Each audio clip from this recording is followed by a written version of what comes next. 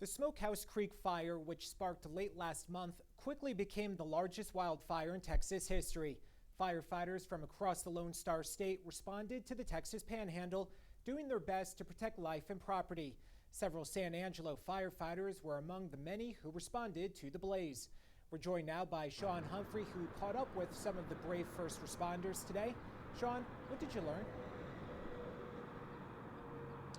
Hey, Bert. Well, obviously, it was an extremely large effort that required the work of multiple municipalities to battle and contain the largest wildfire in Texas history, the Smokehouse Creek Fire. And right now, I'm where I was at this morning, San Angelo Central Fire Station, where it was all laughs and jokes with the firefighters I spoke to today. Of course, that's easy when you're not battling said fire. One of them said it was the fastest moving fire he's ever seen. And rather than keep telling you about it, I want you to see for yourself.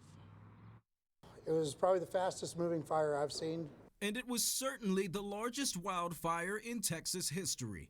The Smokehouse Creek Fire burned over 1 million acres in the Texas Panhandle, and SAFD's Sontos Chavez was part of the first team sent from San Angelo to help fight the flames. Immediately, that meant long work days for Chavez and his crew.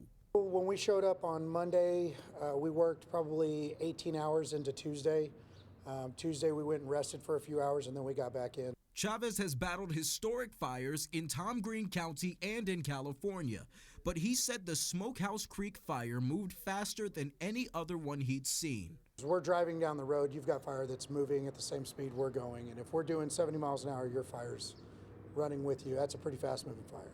And as if the flames weren't enough. So on our way up there, we were driving through cold weather, snow and sleet, getting up to Amarillo to get checked into the incident. All of our personnel have to kind of dress for that occasion and be prepared for changing in the weather, especially when you're working in the Panhandle. Fire crews from San Angelo and all over the state of Texas had a common goal of getting people out of harm's way.